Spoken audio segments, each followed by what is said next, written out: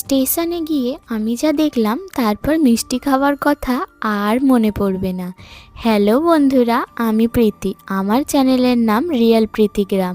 বাজারে যাওয়ার পথে একজন ছানা বিক্রেতাকে দেখলাম।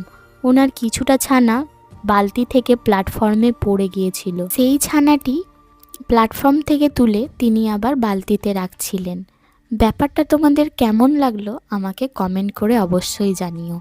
এরপরে আমার ট্রেন চলে এসেছিল, তাই আমি ট্রেন ধরে চলে এলাম বাজারে। বাড়ির জন্য কিছুটা কেনাকাটা করার ছিল, সেগুলো সেরে আমি এসেছিলাম বাজার কলকাতাতে। উইন্টার কালেকশন দেখব বলে এখানে এসেছিলাম আমি। আমাদের এখানে বাজার কলকাতার কালেকশানগুলো বেশ ভালো। বেশ অনেকক্ষণই আমি বাজার কলকাতায় ছিলাম। এখানকার নতুন নতুন কালেকশানগুলো একটু এক্সপ্লোর করছিলাম। বহু নতুন কুর্তি, আমিও এখান থেকে বহু জিনিস নিয়েছিলাম যেগুলো আমার খুব পছন্দ হয়েছিল। এখান থেকে আমি কি শপিং করেছি তোমরা জানতে চাইলে আমাকে কমেন্ট করো।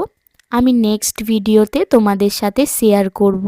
আচ্ছা, তোমাদের মলে শপিং করতে কেমন লাগে একবার কমেন্ট করে জানিও তো। এরপর আমি এখান থেকে বেরিয়ে গেছিলাম বাড়ি যাওয়ার উদ্দেশ্যে।